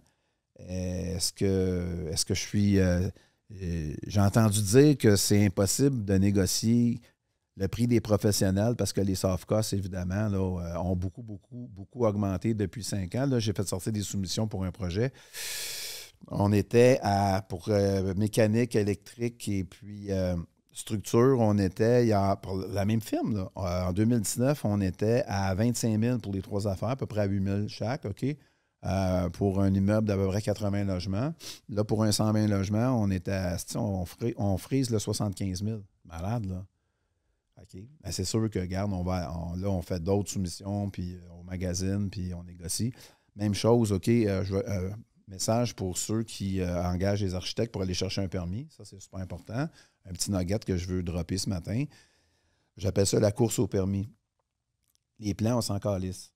C'est pas ça qui est important, c'est d'aller chercher un permis.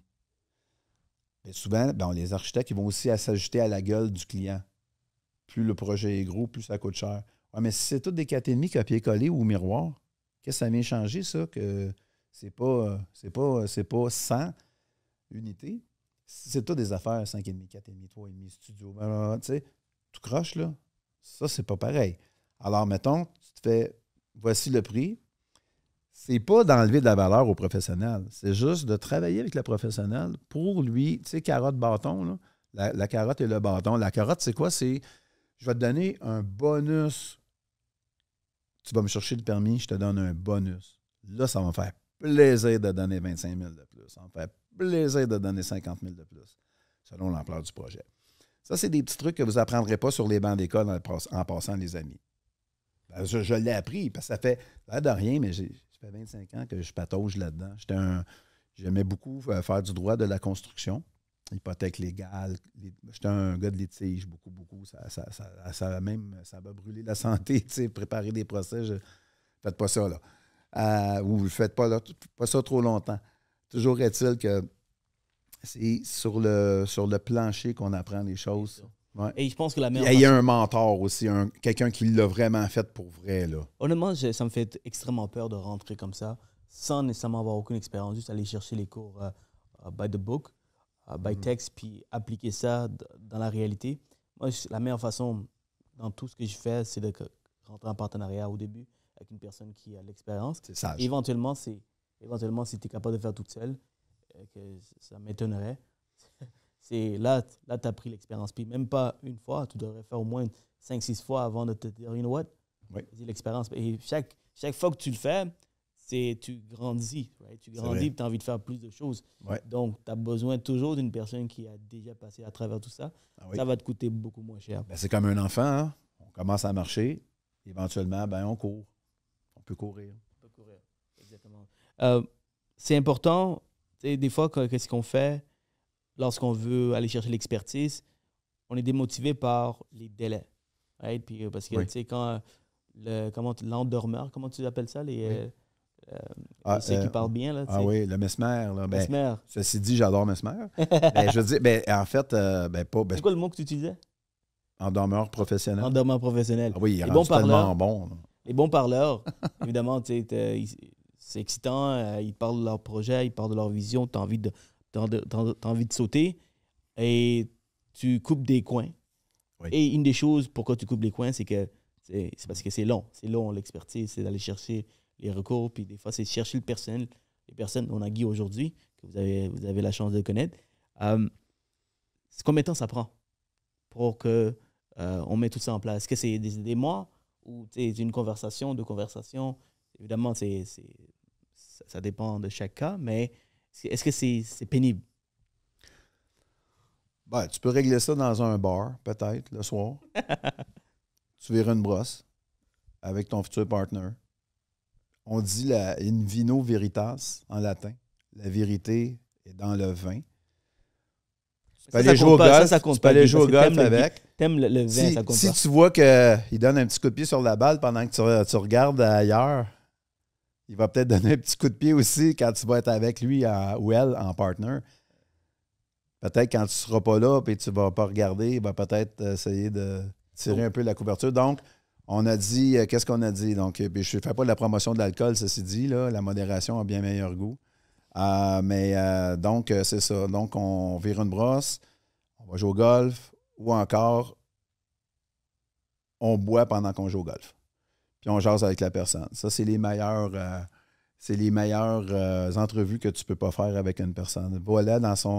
Regarde-la dans son milieu naturel. J'entendais quelqu'un l'autre jour dire, pour exemple, une bonne façon de signer un bail, tu vas aller chez ton futur locataire, tu sais, celui qui a appliqué pour le logement, va le voir chez lui. Là. Trouve une défaite pour aller le voir dans son milieu naturel.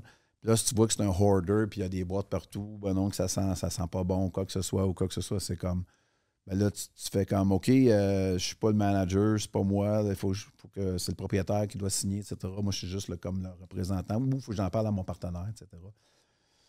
Puis tu reviens jamais, tu sais. C'est comme ça. Donc, trouver le bon partenaire, c'est le voir un peu comme dans la nature. Tu vas le voir dans son milieu naturel, ou ben non, tu crées un environnement propice aux confidences, aux réactions, parce que d'abord et avant tout, l'immobilier, c'est quoi? Puis les affaires, c'est quoi? C'est un people's business. je l'ai dit souvent, quand je monte, on me donne un stage pour que je puisse aller parler avec ma grande gueule, que le jour où il n'y aura plus cet aspect-là, tu parlais de ChatGPT tantôt, le jour où il n'y aura plus l'humain dans l'immobilier, moi, je vais aller faire autre chose, là. Je vais aller m'amuser dans un autre univers parce que, et puis ChatGPT, non, ça ne remplacera jamais le côté humain, le côté. Parce que c'est là qu'il y a le plaisir.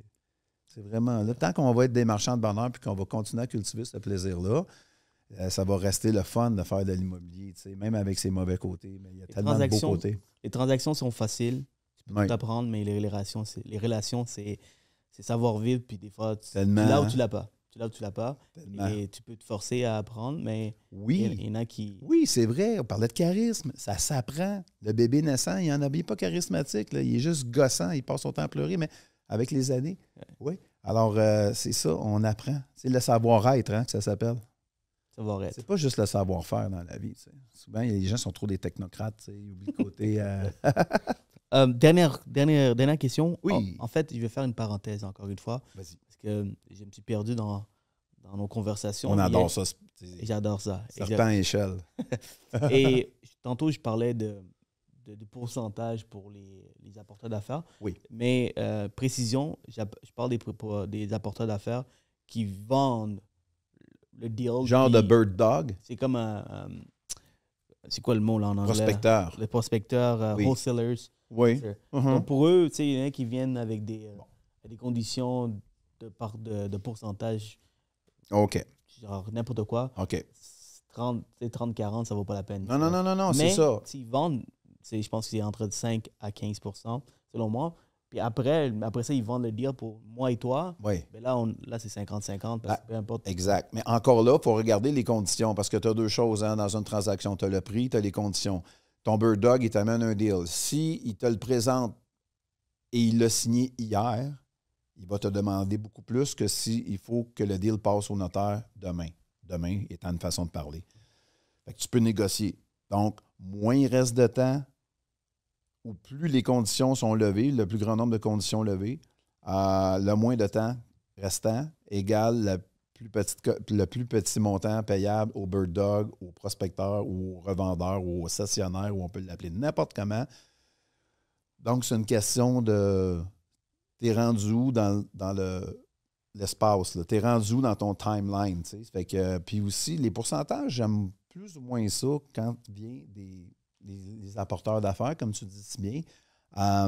J'aime mieux un montant fixe, un flat fee, c'est beaucoup mieux. Ouais. L'autre chose aussi, c'est qu'il y avait une autre école de pensée. Si j'apporte un deal, mettons un multi, mettons un 24 logements, whatever, et là, je fais comme, moi, j'aimerais ça prendre 5 % dans le deal. Est-ce que vous, ça vous tente? Je pourrais prendre 10 % puis je m'engage à faire telle chose après qu'on va être passé chez notaire. Qu'est-ce que tu en penses de ça? Parce que je trouve que c'est une bonne façon. C'est drôle que tu me dises ça parce que j'ai un cas actuellement où j'ai un deal. Oui. Okay, parce que tu vois que je fais la gestion de fonds privés, je suis un prêteur privé, je fais plein de choses. Et des fois, ça m'arrive qu'un client vient me voir, il me dit, je veux prêter, je veux que tu me prêtes. Et finalement, c'est beaucoup mieux aller en forme d'investisseur. Right? Donc là, je vais chercher avec mon réseau les investisseurs. J'ai une opportunité de rentrer dans un deal. Puis je veux peut-être rentrer puis rester là à long terme, à la place de prendre un flat fee. Oui. Donc, là, ton conseil est très précieux pour moi aujourd'hui. Voilà. Donc, qu'est-ce que tu en penses de cela? Et qu'est-ce que je devrais éviter? Qu'est-ce que tu devrais éviter? Premièrement, il devrait avoir une convention. Ça dépend de la forme juridique du partenariat. Est-ce que c'est une société en commandite ou est-ce que c'est une société par action? Ça, c'est les questions à regarder, mais en fait, à identifier. Il y a parfois des investisseurs, exemple comme toi, qui est une figure connue, qui va peut-être dire, moi, je ne veux pas vraiment apparaître là. Je ne veux pas vraiment que mon nom apparaisse, mais je veux quand même avoir toutes les protections. Donc, on peut y aller avec ce qu'on appelle une contre-lettre, qui dit que bien que mon nom n'apparaisse nulle part, je possède 10 %. Mais quand tu es 10 % de l'immeuble ou 10 % de l'actif ou 10 % de la société par action. Ceci dit, quand il y a une société par action, au registraire des entreprises, il y a seulement que 3 actionnaires que tu peux déclarer. Il n'y a pas de place pour en mettre 4. Fait que si, mettons que tu es le 4e, bien, tu demeures en shadow dans toute l'histoire. Tu comprends? Ça, tu peux faire ça. Bien, ça vient avec une contre-lettre dans tous les cas. S'il y a une 4e personne que tu ne veux pas ajouter. Bien, la contre-lettre serait... Non, attends un petit peu. La contre-lettre serait pour... Parce qu'encore là, on va tomber dans les nuances, mais non, ça, tu serais apparent. Par contre, si jamais tu ne veux pas que ton nom apparaisse sur l'acte d'hypothèque ou sur le titre, sur le titre de propriété, là, tu vas y aller avec une contre-lettre. Céline Dion a fait ça. Elle possède des châteaux, mais pas nécessairement son nom. Ou Walt Disney, il a fait, c'est comme ça qu'il a fait, qu'il a réuni des terrains dans le coin d'Orlando en utilisant des prête-noms pour faire des acquisitions. Puis il a remembré tout ça à la fin. Puis ça. Très bon conseil, Guy. Il ne s'est pas fait aimer, mais sinon, il aurait payé beaucoup, très, très, très, très cher. Fait que ça, c'est une façon, puis je trouve que c'est une belle façon d'entrer dans le merveilleux domaine, échanger ta cote ou échanger la valeur que tu apportes à un deal contre une position dans le deal. Oui, c'est une super bonne façon. Win-win-win. Oh yeah. Win-win-win pour tout le monde. Absolument. Dernière question. J'aime ça parler des tendances. Qu'est-ce qui se passe dans le marché actuel? Oui. J'en ai parlé avant qu'on commence le show. Mm-hmm. Et le fameux gain en capital qui va être effectif très bientôt. Et peut-être que lorsque les gens vont regarder le podcast, ça sera déjà effectif. Ouais. Donc, tu vois, on passe de 50 à 66 après 250 000. Ouais. Moi, je vais donner mon opinion à moi. Je veux l'entendre. J'aime pas ça. Mais pourquoi? Parce que, tu sais, étant jeune, un entrepreneur qui veut réussir, qui veut bâtir des systèmes, qui veut créer des emplois, et qu'avec l'information que j'ai aujourd'hui, je peux être partout dans le monde, je peux être n'importe où. Puis là, j'entends Dubaï, j'entends Miami, j'entends Miami à 3 heures, on se lève le matin à 6, je prends l'avion, je suis là-bas à 9. Pour moi, qui veut, tu sais, il y a beaucoup d'entrepreneurs comme ça ambitieux qui veulent, tu sais, redonner au Québec. T'as raison. De bâtir des infrastructures. T'as raison. Et que j'entends des lois comme ça qui vont venir nuire au gain que je vais faire. Oui, je comprends. Ça me fait chier. Je comprends. Si on remonte à 50 ans en arrière, à l'époque du père de Pierre Elliott Trudeau, le père de Justin, il y a eu un ministre, en fait, il y avait une année dans le budget, on imposait le gain en capital sur les résidences unifamiliales. Ah ouais? Oui, hein? C'est dans quelle année, ça? C'est en 72 ou 73. Jusqu'à combien? 72, 73? C'est les Comme deux ça. Non, mais ils ont reculé. Okay. Mais ils voulaient l'implanter. Donc, on se retrouve 50 ans plus tard. Ça, c'est très électoraliste comme mesure, OK? On va se le dire. Mon opinion, c'est que présentement, le gouvernement se tient au pouvoir juste parce qu'ils ont une alliance avec le NPD. Ça, je te parle du fédéral. Et une belle façon de conserver le backup, le soutien du NPD, ben, c'est de mettre en place une mesure sociale comme ça qui va venir faire des ponctions dans les poches de ceux qui sont les ultra-riches. On a entendu ça, puis c'est ça, je pense, qui nous choque le plus. C'est en tant que classe moyenne, que les gens se fassent appeler des ultra-riches. Ça les insulte. Ça, là, c'est comme... je pense que c'est ça l'insulte. Et les gens étant émotifs, ils font comme, ben là, tabarouette. Il n'est pas question que moi... Je pense que c'est ça que ça l'a réveillé, mais c'est électoraliste au coton. Puis là... Je ne me considère pas ultra-riche. Mais non! Puis là, le Québec, société distincte. Ils ne sont pas société distincte. Fuck all. Ils ont juste fait comme, c'est une bonne idée. Eux autres, ils le font, on va le faire. Tu sais, c'est comme dire, mais lui aussi, madame, il l'a fait. Là. Bon, OK, on veut punir les deux ou on punit personne. Fait que là, notre ministre des Finances implante la même... et là, il dit, je vais ramasser 1 milliard. Fait que là, au lieu d'être 11 milliards de déficit, on va passer à 10 milliards de déficit. Tout ça, là, c'est juste la poudre aux yeux. Là. Tout ça, c'est comme... Puis c'est de valeur parce que, tu sais que dans 20 ans, là, il va y avoir il va y avoir comme 2 fois plus de personnes âgées entre 80 et 90 ans au Québec, juste au Québec. T'imagines le nombre de couches que ça va faire à changer? Ça va être fou, là. Ça va être fou. Hein? En fait, je vais être là-dedans. Puis, Je voulais te dire, mais j'ai dit, je vais m'abstenir. eh non, mais tu sais, je vais m'arranger pour avoir mon infirmière personnelle. Et tu sais, pour dire que, tu sais, on a des coûts sociaux, mais incroyables. Tu me parlais tantôt de, bon, OK, on parle des États-Unis, on parlait d'autres pays qui ont pas de programmes sociaux vraiment, où la Blue Cross va coûter 3 000 à 4 000 par mois, tu sais, pour avoir une couverture de base, etc., etc. Président Obama, à l'époque, il a essayé le Obamacare, il s'était fait planter, il n'a jamais pu implanter ça. C'est des belles mesures, mais tu sais, Colin, hey, voulez-vous que je vous en parle? C'est fou, là. Hey, là, on vient de nommer une PDG de Santé Québec. Là, c'est la nouvelle bébite qu'ils ont décidé d'implanter. Santé Québec, hey, 330 000, je pense que, sauf erreur, il y a 330 000 employés au ministère de la Santé. J'ai fait le calcul hier, OK? 8 millions de population, on va dire roughly, 8 millions, 330 000 personnes. Ça veut dire il y a un employé de la santé pour 24 Québécois. Comment ça se fait qu'on est obligé d'attendre 18 heures? Toi, as-tu déjà été malade à Miami? Non. Ça prend 15 minutes, là. Là-bas. Ah non, mais c'est sûr, il te court après qu'une machine. Là. Ouais. Un plaster, 15$. Mon ami, il a eu une infection. 15 000 US. Il est sur un visa là-bas, mais il n'y avait pas la protection. En tout cas, bref, faire l'histoire courte, il a fallu qu'il paye. Ah ouais? Ben, comment on évite ça, là? Il n'y avait pas la bonne assurance pour. Ça lui a coûté 75 000 US. Puis il m'a raconté, il a dit l'infirmière, quand elle rentre dans ta. Là, genre, là, ben, tu sais, il punch tout est punché. Puis d'ailleurs, j'étais petit cul, puis j'avais entendu la réflexion, vous savez, on ne voit jamais le reçu. On ne sait pas comment ça coûte aller à l'hôpital. C'est facile d'abuser quand. Ils ont décidé de venir ici, c'est pour la santé universelle. Ah oui. Et tu sais, j'adore ça.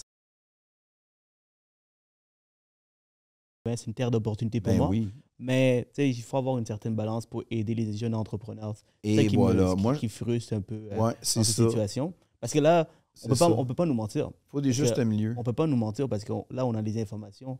On connaît qu'est-ce qui se passe à l'intérieur dans le monde. Et des gens avec une bonne conscience puis qui veulent bâtir des choses, ben, c'est le Québec qui nous empêche, en fait. C'est un frein. C'est un frein. Ça devrait être facile. On veut démarrer quelque chose, pas demander 14 permis à 13 comptoirs différents, puis à un moment donné, tu vas un peu te décourager. Comme dans l'immobilier, tu as raison, comme dans l'immobilier, avec les permis et tout. Donc, il y a le crise de logement, il y a l'immigration, tu acceptes beaucoup de personnes, mais de l'autre côté, tu ne nous aides pas à créer. Puis il y a beaucoup d'investisseurs qui attendent juste ça. Exact. Il y a beaucoup d'investisseurs qui ont le talent pour pouvoir bâtir des bons logements. Absolument. J'ai donné une conférence récemment devant un groupement immobilier et un des thèmes que j'avais choisi d'aborder, c'était la nouvelle loi qui était le projet de loi 31. Là, c'est entre autres les super pouvoirs qu'on dit, les super pouvoirs qui sont donnés aux maires et mairesses au Québec. Comme pour, par exemple, forcer l'implantation d'un projet immobilier dans un secteur de la ville où est-ce que, je vais donner un exemple, tu n'as que des bungalows, on va ordonner ou permettre la construction de multiplex. Mais au Québec, encore une fois, on y va en patte de mouche. On y va juste sur le bout des doigts parce qu'on est des pissous, on est des chickens. Puis on n'ose pas s'assumer. En Ontario, le gouvernement Ford, l'année passée, juste à l'approche des élections provinciales, le gouvernement de Doug Ford a donné aux villes des super-pouvoirs, mais vraiment, il les a vraiment donnés à 26 villes en Ontario. Et il y avait des statistiques, je suis abonné à des newsletters qui viennent du reste du Canada. Là. En passant, les amis, là, c'est essentiel que vous puissiez comparer ce qui se fait ailleurs. Donc, abonnez-vous, exemple, à des newsletters qui viennent d'en dehors du Québec. des États-Unis, quoi que ce soit, mais vous allez voir, vous allez apprendre des choses, puis vous allez comparer parce que, tu sais, tant et aussi longtemps qu'on ne se compare pas à personne, on se pense le meilleur. Tu es toujours le pauvre de quelqu'un, tu es toujours le génie de quelqu'un, puis tu es toujours le cave de quelqu'un. Il faut regarder ce qui se fait ailleurs. Le gouvernement Ford a mis ça en place juste avant les élections municipales. Et déjà, à l'intérieur de 1 an, le programme avait donné des dizaines de milliers je n'ai pas les chiffres précis, mais déjà des milliers de nouveaux logements ont levé, OK? Toronto, il y a un Crane Index, OK? L'index du nombre de grues qu'il y a en Amérique du Nord, OK? Savais-tu qu'au printemps 2023, à Toronto, dans la GTA, Greater Toronto Area, il y avait 238 grues qui étaient en opération dans le GTA. Ça, c'était plus que le total de 11 villes nord-américaines réunies. Incroyable. Là, je ne t'ai pas parlé du Québec, il n'était même pas là.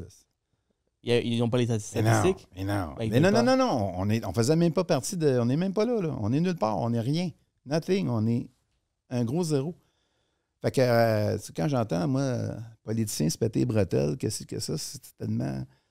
T'as dit, la meilleure façon, c'est de se comparer. Mais c'est bien beau chialer, il faut avoir des solutions. Fait que là, une solution, je vais vous donner à tout le monde. Là. Faites ça une fois dans votre vie. Faites ça une fois le mois prochain, OK? Allez assister à une réunion de votre conseil de ville, là où vous habitez, ou là où vous avez des investissements immobiliers. Regardez l'ordre du jour. Vous l'obtenez en ligne plusieurs jours à l'avance.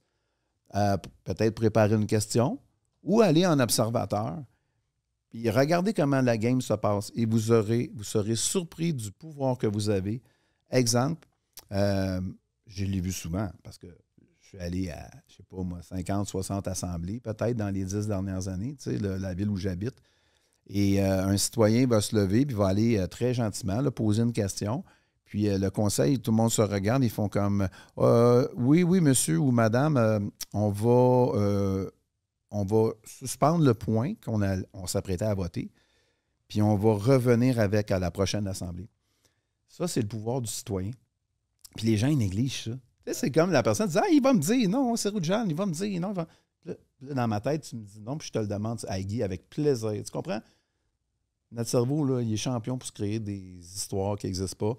Allez dans vos conseils de ville, posez des questions, intéressez-vous à la démocratie municipale parce que je pourrais en parler pendant des heures, tu sais, mais je ferai pas de politique active. T'sais. Moi, j'ai déjà écrit des discours pour des politiciens dans une vie plus jeune. C'est pour ça que j'ai encore un petit feu qui est des braises. Là. Puis là, tu es en train de souffler sur mes braises. Là. Ça rallume le feu. Je pense que je vais en parler plus. Le feu sacré, c'est important. On a le pouvoir. C'est souvent dans beaucoup de podcasts, beaucoup d'individus influents, ils vont éviter de parler de la politique parce que, bon, ça vient peut-être endommager un peu, créer des haters, créer des discussions, des disputes, et tout ça, parce que les gens vont attaquer, dépendamment de ton opinion.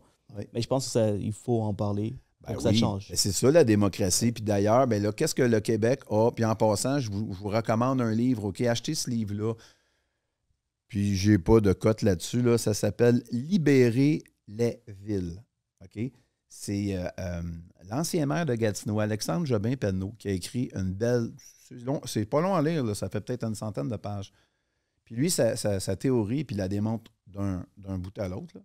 La théorie de ce monsieur-là, c'est présentement, ce qui empêche les villes de bien fonctionner, c'est qu'elles sont enchaînées au point de vue fiscal puis au point de vue juridique.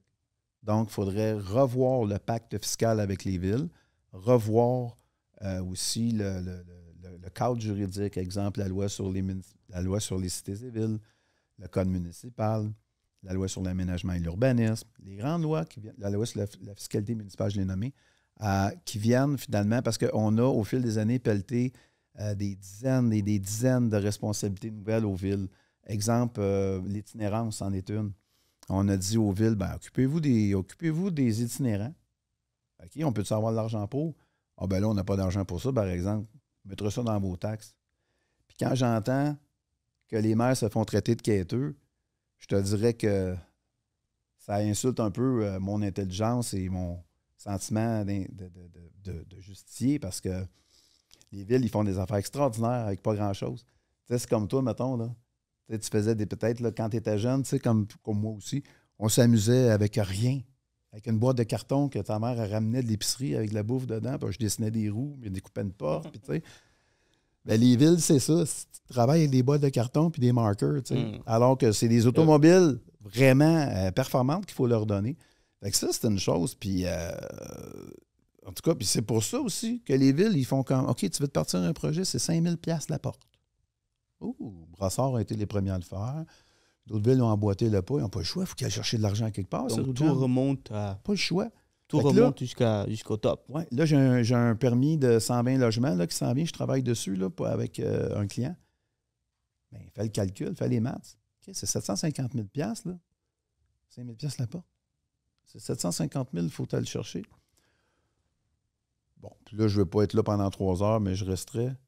Parce qu'à la fin, tu as l'autocotisation, tu connais le principe. L'autocotisation, c'est quelle est la juste valeur marchande de l'immeuble neuf que je viens de construire parce que tu as une règle réputée de fourniture à soi-même qui est appliquée.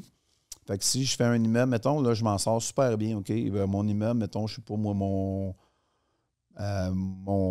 100 logements me revient à... Moi, j'ai battu là, tout le monde, OK? Je l'ai fait à 200 000 la porte, OK? Il me coûte juste 20 millions au lieu de 28 millions, quoi que ce soit pour n'importe qui d'autre. Puis si j'étais l'Office municipal d'habitation de Montréal, ça me coûterait... On ne veut pas le dire le chiffre, vous ne croirez pas. 50 millions. Toujours est-il qu'il faut que je m'auto-cotise sur la JVM. La JVM, à un certain moment donné, sans entrer dans les détails. Donc, c'est super important. Là où je vais en venir avec tout ça, Seroujane, c'est que un des bons coups du gouvernement Trudeau, c'est d'avoir aboli la TPS à partir de septembre 2023, aboli la TPS sur les nouveaux immeubles à logement. OK? Ce qui fait qu'au moins dans ton autocotisation, pour tes immeubles qui ont été commencés après septembre puis qui vont peut-être terminer quelque part une fois que le podcast sera en onde, bien là, tu n'auras pas à t'autocotiser sur le fameux 5 %. Mais notre gouvernement provincial ici, évidemment, au Québec, a dit quoi, hein, que tu devines? Ils ont dit non, nous autres, on ne fait pas ça. D'autres provinces, ils l'ont fait. Ça, c'est de donner un break. C'est donner un break aux constructeurs. Chris, on peut-tu avoir un break à un moment donné? Parce que à qui tu penses que tu vas refiler ton autocotisation? Parce que là, faut que tu payes 750. Écoutez bien ça. Là, je ne veux pas traumatiser personne, puis aller chercher des permis, là, puis négocier vos architectes, là, puis donner un bonus là, au permis. Je suis en feu. Ça me passionne, ça. Là, je suis en ébullition. On a du temps, bro? On a du temps encore? Oui, on a du temps. OK, excellent. Je suis en ébullition et c'est pour une bonne cause. Parce que c'est sûr, quelque part, que la facture est refilée aux consommateurs, aux locataires. Tu as 750 000 à payer. Et après ça, le Québec. Avant que l'appel fasse le premier show. Là, à la toute fin, il faut que tu t'auto-cotises sur la juste valeur marchande, puis trompe-toi pas, sur le 9,975 %. Puis, parce que si tu as été performant, puis ton coût de construction, en tout cas, va faire que éventuellement, peut-être que tu as le te battre avec le ministère du Revenu pour démontrer que ton cost, c'est vraiment ton cost, puis tu n'as pas échappé des factures ou tu n'as pas été malhonnête ou quoi que ce soit là, dans ton calcul. T'sais. Fait que ça, c'est un break. Puis quelqu'un d'autre donnait, j'ai trouvé ça, la mesure super géniale, c'est à quelque part qu'on vienne intervenir sur le taux d'intérêt, qu'on puisse accorder un taux préférentiel aux promoteurs, constructeurs qui vont construire du multilogement. Par exemple, un 2 %. Tu as entendu ça aussi, hein, comme suggestion intelligente. Là. Fait que ça serait bien parce que ça fait toute la différence. Donnez-nous les moyens, Gordon. Ouais, puis après ça, c'est ce qui arrive, c'est que les gens, tu as raison, complètement. Les gens, en fait, le Québec, après, il nous accuse qu'on est capitaliste, qu'on veut faire de l'argent sur les locataires, mais on n'a pas le choix. À la fin de la journée, on doit gagner notre vie. Ben exactement. On construit un immeuble pour aider, mais en même temps faire de l'argent. Exactement. Mais si tout est contre nous, bien sûr, on va refiler la facture aux locataires. Donc, on dirait qu'il n'y a aucun sens au système. Pourquoi pas s'enrichir tout le monde ensemble, au lieu de se tirer la couverte les uns contre les autres? C'est ça, en fait. Mais Aller aux assemblées. Certainement. Hey, c'est un très bon conseil. Important. Guy, merci beaucoup. Et oui. C'est très gentil. C'est vraiment, ça a été une très belle conversation. J'étais captivé. Ouais, tout à fait. Captivé. Tu vois, j'ai pas beaucoup regardé la caméra tellement que C'est un privilège pour moi. Non, pour vrai, je suis très, très, très content de m'inviter invité. J'apprécie. Ouais. Venant d'une personne avec autant d'expérience. Ben, écoute, puis je te dirais, le compliment n'a jamais autant de valeur que la personne qui le dit. Ça fait que je prends ça comme un très beau compliment, mon cher. Merci, Guy. Et pour ceux qui veulent rentrer en contact avec toi, c'est quoi la meilleure façon?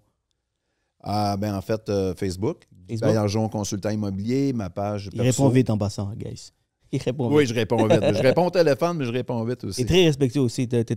On avait un petit retard ce matin, puis tu me faisais des suivis à chaque 10 minutes, là. Oui. Je trouvais ça assez spécial. Donc, merci. Ben, merci. Écoute, je pense que, OK, je vais le prendre comme un beau compliment encore une fois. Ouais, je suis sur Instagram aussi, Guy Baillargeon Immobilier. Je vous donne du contenu, en fait. Oui, tu as un site web, tu as une boutique pour acheter des cours. Exactement. Ouais. Donc, guybaillargeon.com aussi, le / boutique. Et en fait, j'ai un livre, 3e édition de 107 principes pour investir en immobilier qui va sortir, on l'espère bien, pour l'automne. Donc, il va être sur les rayons pour le bon moment de l'année, c'est-à-dire pour mettre dans votre bonne Noël puis mettre en dessous du sapin de Noël.